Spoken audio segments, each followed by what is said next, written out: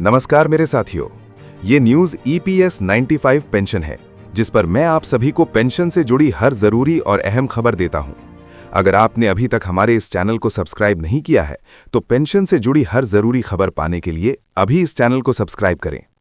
आज आप जिस खबर को सुनने वाले हैं, वो सिर्फ किसी सरकारी फाइल से निकला हुआ एक बयान नहीं है। ये उन करोड़ों लोगों की आवाज़ है जो सालों से खामोशी के साथ इंतजार कर रहे थे।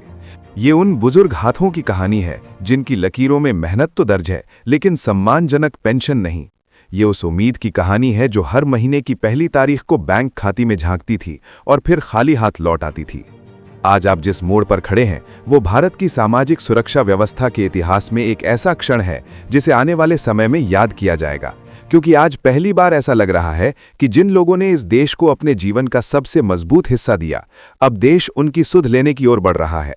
आज जो कुछ हुआ है वो सिर्फ एक समिति की सिफारिश नहीं, बल्कि दशकों से रुकी हुई न्याय की प्रक्रिया में आई एक तेज हलचल है। एक ऐसा झटका जिसने पूरी व्यवस्था को यह एहसास दिला दिया है कि अब इस मुद्दे को और दबाया नहीं जा सकता। अब ये सवाल सिर्फ पेंशन का नहीं रहा, ये सवाल गरिमा, आत्मसम्मान और जीवन की न्यूनतम सुरक्षा का बन चुका है। आप जानते हैं कि जब कोई व्यक्ति रिटायर होता है तो उसके सामने सबसे बड़ा सवाल यही होता है कि अब बाकी जिंदगी कैसे चलेगी। नौकरी के दौरान जो नियमित आय होती है वो अचानक बंद हो जाती है, और उसी समय पेंशन वो एकमात्र सहारा बनती है जिस पर पूरा भविष्य टिका होता है। लेकिन जब वही पेंशन इतनी कम हो कि दवाई और राशन और बिजली के बिल के बीच आपको हर महीने कोई एक चीज छोड़नी पड़े, तब ये सिर्फ आर्थिक संकट नहीं रहता, बल्कि मानसिक और भावनात्मक टूटन बन जाता है। कर्मचारी पेंशन योजना 95 से जुड़े लाखों लोगों ने ये दर्द सालों से झेला है। 1000 की न्यूनतम पेंशन एक ऐसा आंकड़ा बन चुका था जिसे सुनते ही यह सवाल उठता था कि क्या वाकई किसी इंसान की जिंदगी की कीमत इतनी ही है?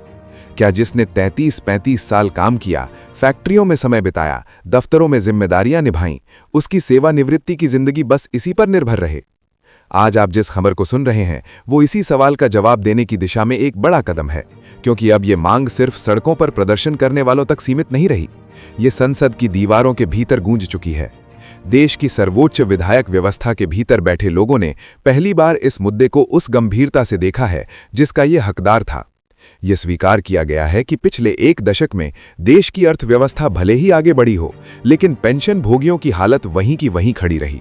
महंगाई बढ़ती गई, जरूरतें महंगी होती गई, लेकिन पेंशन का आंकड़ा समय के साथ जड़ हो गया। आपको ये समझना जरूरी है कि ये बदलाव अचानक नहीं आया है। इसके पीछे वर्षों का दबाव, लगातार उठाई गई आवाजें और पेंशन भोगियों का अथक धैर्य है। अलग अलग कर्मचारी संगठनों ने बार बार सरकार का ध्यान इस ओर खींचा, ज्ञापन दिए गए, बैठकें की गईं, अदालतों का दरवाजा भी खटखटाया गया, लेकिन हर बार बात किसी न किसी बहाने आगे टल जाती थी। कभी वित्तीय बोझ का तर्क दिया गया, कभी प्रक्रियाओं का हवाला दिया गया, लेकिन जमीन पर बैठे पेंशन भोगियों की हालत नहीं बदली। यही वजह है कि आज जब संसद की एक स्थायी समिति ने इस मुद्दे पर सख्त रुख अपनाया है, तो इसे सिर्फ एक सिफारिश नहीं बल्कि एक चेतावनी की तरह देखा जा रहा है। इसके बाद समिति ने साफ शब्दों में ये कहा है कि कर्मचारी पेंशन योजना 95 की मौजूदा संरचना को अब उसी रूप में जारी रखना संभव नहीं है। ये योजना जिस समय बनाई गई थी, उस समय की सामाजिक आर्थिक परिस्थितियां आज से बिल्कुल अलग थीं। तब महंगाई का स्तर कुछ और था, जीवन की लागत कुछ और थी। लेकिन आज आप जिस दौर में हैं, वहां 1000 की पेंशन सम्मानजनक जीवन तो दूर, बुनियादी जरूरतें भी पूरी नहीं कर सकती। समिति ने यह भी माना है कि अगर किसी व्यक्ति को अपने ही परिवार पर या समाज पर बोझ बनकर जीना पड़े, तो ये किसी भी कल्याणकारी राज्य के लिए चिंता का विषय होना चाहिए। यही वजह है कि अब पहली बार ये बात आधिकारिक तौर पर कही गई है कि न्यूनतम पेंशन को मौजूदा समय की वास्तविकताओं के अनुसार बढ़ाया जाना चाहिए। ये केवल आंकड़ों का खेल नहीं है, ये उस मानसिक शांति का सवाल है जो एक रिटायर्ड व्यक्ति को मिलनी चाहिए।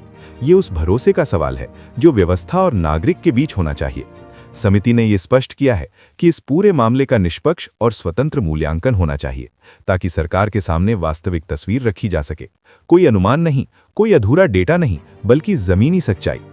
आपके लिए ये जानना बेहद महत्वपूर्ण है कि इस मूल्यांकन को किसी अंदरूनी विभाग के भरोसे नहीं छोड़ा गया है, बल्कि एक स्वतंत्र विशेषज्ञ एजेंसी से कराने की बात कही गई है, ताकि किसी भी तरह के पक्षपात या आंकड़ों के हेरफेर की गुंजाइश न रहे। ये अपने आप में एक बड़ा बदलाव है, क्योंकि इससे पहले अक्सर ये तर्क दिया जाता था कि संसाधन सीमित हैं, बजट पर बोझ पड़ेगा। लेकिन अब समिति ने साफ कहा है कि पहले वास्तविक स्थिति को सामने लाया जाए, उसके बाद निर्णय लिया जाए और ये पूरा काम एक तय समय सीमा के भीतर हो। इसका मतलब साफ है, अब ये मामला अनिश्चित काल के लिए टलने वाला नहीं है। अब ये सिर्फ चर्चा का विषय नहीं रहेगा, बल्कि निर्णय की ओर बढ़ेगा। यही वजह है कि पेंशन भोगियों के बीच एक नई उम्मीद ने जन्म लिया है। वर्षों बाद ऐसा लग रहा है कि उनकी आवाज को सिर्फ सुना ही नहीं जा रहा, बल्कि उस पर अमल करने की तैयारी भी हो रही है। 7,500 जैसी राशि अब सिर्फ एक मांग नहीं रह गई है, बल्कि एक संभावित हकीकत बनती दिख रही है। आप ये भी समझिए कि अगर ये बदलाव होता है तो इसका असर सिर्फ पेंशन की राशि तक सीमित नहीं रहेगा, इसका असर पूरे समाज पर पड़ेगा। जब बुजुर्ग आत्मनिर्भर होंगे, जब उन्हें हर महीने ये चिंता नहीं रहेगी कि दवा खरीदें या बिजली का बिल भरें, तब उनका जीवन ज्यादा सम्मानजनक होगा, उनका आत्मविश्वास लौटेगा। और यही किसी भी सामाजिक सुरक्षा योजना की असली सफलता होती है। आपके मन में अब ये सवाल उठना स्वाभाविक है, क्या ये सब सिर्फ कागजों तक सीमित रहेगा या वाकई कोई ठोस फैसला सामने आएगा? क्योंकि आपने पहले भी कई बार बड़े बड़े आश्वासन सुने हैं, कई बार उम्मीद जगी है और फिर समय के साथ वो उम्मीद थक कर बैठ गई है। लेकिन इस बार परिस्थितियां अलग दिखाई दे रही हैं। इस बार दबाव सिर्फ भावनात्मक नहीं, बल्कि संसदीय और नैतिक दोनों स्तरों पर बना हुआ है। संसद की स्थायी समिति ने जिस तरह से इस पूरे विषय को उठाया है, उसने सरकार के सामने विकल्पों के दरवाजे बंद कर दिए हैं। अगर सरकार ने फिर से टालमटोल किया तो सीधी लाइनें रावत जी ने कहा है, हमने अपना खून पसीना इस देश की मिट्टी में मिलाया है। आज जब हमारी लाठी कमजोर हुई है तो सरकार हमें दर दर भटका रही है। अब बस ये कल्पना कीजिए उस बुजुर्ग की जो आज भी 1017 की पेंशन में अपनी कैंसर की दवाई और घर का राशन मैनेज कर रहा है। क्या ये मजाक नहीं है? मोदी जी का वादा सबका साथ सबका विकास, क्या इसमें पेंशनर शामिल नहीं है? अशोक रावत का संकल्प, उन्होंने अपनी चप्पलें घिस दी दिल्ली के चक्कर काटते काटते। अब वक्त है कि हम उनके पीछे खड़े हों। सुनो सरकार, ये आवाज अब दबने वाली नहीं है। तो पूरा देश देखेगा कि जब एक बुजुर्ग सड़क पर उतरता है तो सिंहासन कैसे डोलता है। साथियों, ये सिर्फ एक खबर नहीं है, ये करोड़ों परिवारों के चूल्हे की आग है। अशोक रावत जी ने स्पष्ट कर दिया है कि अब कागजी घेरे बंद करो। सरकार की फाइल में क्या है? अंदरूनी सूत्रों से पता चला है कि वित्त मंत्रालय ने एक ड्राफ्ट तैयार किया है जिसमें EPS 95 पेंशन को चरणबद्ध तरीके से बढ़ाने की बात कही गई है। लेकिन अशोक रावत ने इसे सिरे से खारिज कर दिया है।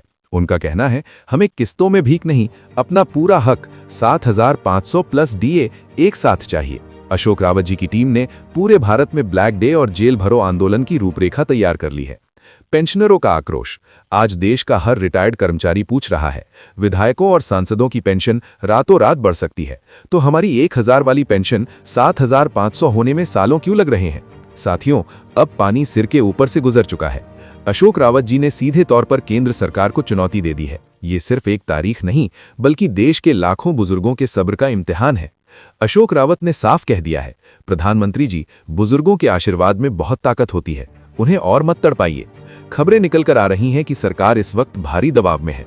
अशोक रावत जी के नेतृत्व में NASSC ने जो एकता दिखाई है, उसने खुफिया एजेंसियों को भी रिपोर्ट भेजने पर मजबूर कर दिया है। क्या सीधे खाते में आएगा पैसा? रावत जी का दावा है कि इस बार कोई कमेटी या सर्वे नहीं चलेगा, सीधा डायरेक्ट बेनिफिट ट्रांसफर के जरिए 7,500 की पहली किस्त का रास्ता साफ होना चाहिए। अशोक जी ने साफ किया है, मांगे पूरी होंगी तभी घर लौटेंगे। सोचिए तो, ये आजाद भारत की इतिहास की सबसे बड़ी जीत होगी। लेकिन अगर सरकार ने फिर से धोखा दिया तो भाइयों, अपनी चप्पलें और अपनी लाठी तैयार रखना। आंदोलन सिर्फ दिल्ली में नहीं, बल्कि देश के हर गली कूचे में होगा। रेल रोकी जाएगी, सड़कें जाम होंगी और तब तक नहीं हटेंगे जब तक 7,500 का लिखित आदेश हाथ में ना आ जाए। साथियों, आज का दिन एक निर्णायक मोड़ है। प्रधानमंत्री नरेंद्र मोदी ने हमेशा कहा है कि उनकी सरकार गरीबों और बुजुर्गों के लिए समर्पित है। अशोक रावत जी ने इसी गारंटी को याद दिलाते हुए कहा है कि प्रधानमंत्री जी, अब गारंटी को हकीकत में बदलने का वक्त आ गया है। ये एक डेडलाइन नहीं है, ये सरकार के लिए साख का सवाल है। खातों में 7,500 प्लस DA का संकेत नहीं मिला तो इसका मतलब होगा कि सिस्टम अभी भी सो रहा है। लेकिन अशोक रावत जी ने कसम खाई है कि वो इस बार सिस्टम को जगाकर ही दम लेंगे। अशोक रावत जी ने रणनीतिक खुलासा किया है, आंदोलन असहयोग आंदोलन जैसा होगा। चक्का जाम, देश के प्रमुख नेशनल हाईवे पर पेंशनर शांतिपूर्ण तरीके से बैठेंगे। घेराव, EPFO के हर क्षेत्रीय कार्यालय के बाहर ताला लगाने की तैयारी है। एकजुटा देश, 75 क्रोएशियाई खूने लाख पेंशनर एक साथ अपने घरों के बाहर काले झंडे लहराएंगे। 7500 प्लस DA का गणित क्यों है, ये शायद लोग पूछते हैं कि अचानक 7500 क्यों?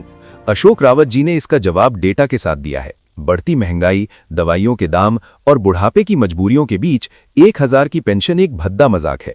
इसी मजाक को खत्म करने के लिए है। ये पैसा पेंशनरों की जमा पूंजी का ब्याज है, कोई खैरात नहीं कि ईंट से ईंट बजा दी जाएगी। साथियों, ये वीडियो का सबसे महत्वपूर्ण हिस्सा है। अशोक रावत जी ने अभी जो कहा है, उसे सुनकर पूरी सरकार सकते में है। रावत जी ने साफ कर दिया है कि अब चर्चा का दौर खत्म हुआ, अब केवल पर्चा ऑर्डर चलेगा कि 75 लाख परिवारों के लिए न्याय की सुबह होगी या फिर एक बड़े संघर्ष का आगाज। प्रधानमंत्री नरेंद्र मोदी के सामने अब दो ही विकल्प हैं, या तो पेंशनरों को उनका हक दें या फिर उस जन सैलाब का सामना करें जो दिल्ली की सीमाओं को पार कर जाएगा। अशोक रावत जी ने अभी जो कहा है, उसे सुनकर पूरी सरकार सकते में है। रावत जी ने साफ कर दिया है कि अब चर्चा का दौर खत्म हुआ, अब केवल पर्चा ऑर्डर चलेगा कि 75 लाख परिवारों के लिए न्याय की सुबह होगी या फिर एक बड़े संघर्ष का आगाज।